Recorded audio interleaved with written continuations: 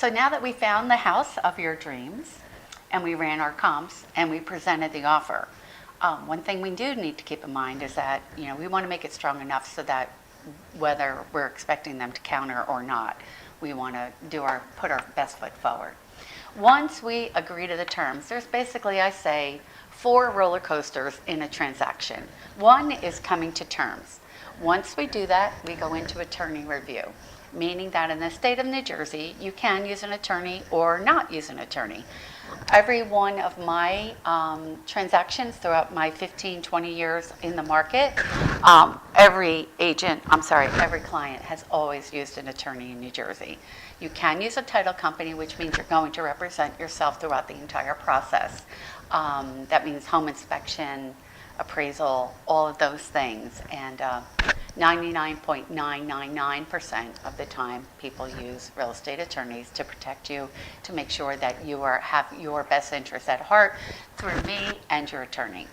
So the second roller coaster is getting through the attorney review process. Typically, it takes 3 days. Once it comes out of attorney review, meaning that the attorneys and the buyer and the seller have come to all terms, it is then changed in status from active to under contract. That means that there'll be less chance of buyers coming through to look at the home once it's under contract, and we go forward. So based on the next step is going to be our home inspection.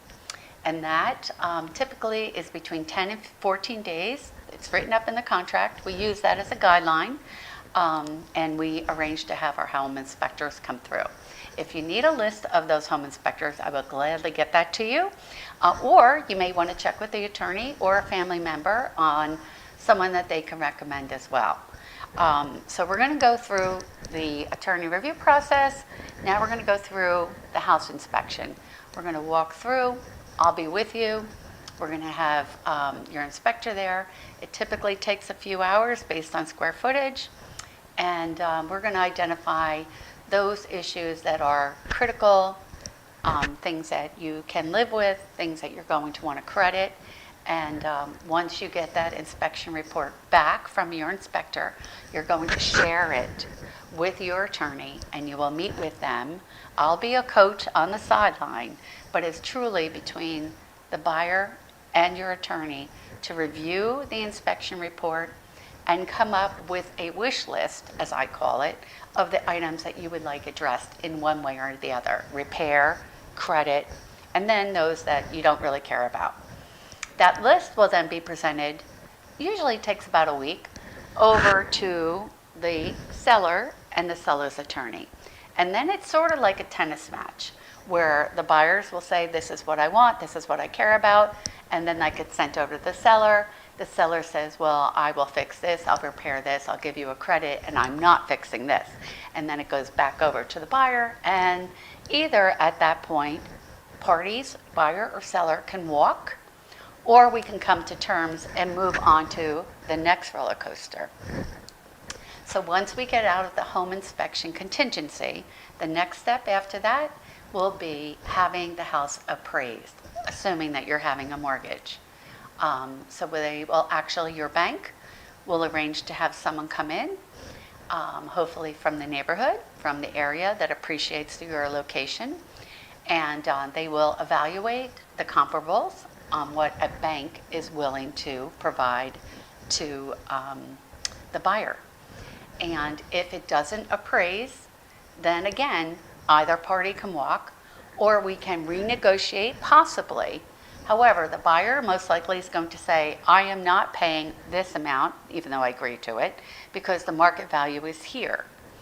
And then the seller could say, well, we agreed to this, and either take it or we walk. So it's a meeting of the minds. We try to keep everybody together, if that makes sense for you. There are a lot of times where you don't have to worry. The majority of the time, 95% of the time, it will appraise based on the comparables that we've provided. And especially in this tight, low inventory, most chances are it will appraise. So that's the other hurdle. And then once the appraisal is established by the bank, they will then draw up a mortgage commitment. And then we know that we were truly on our way to your next destination.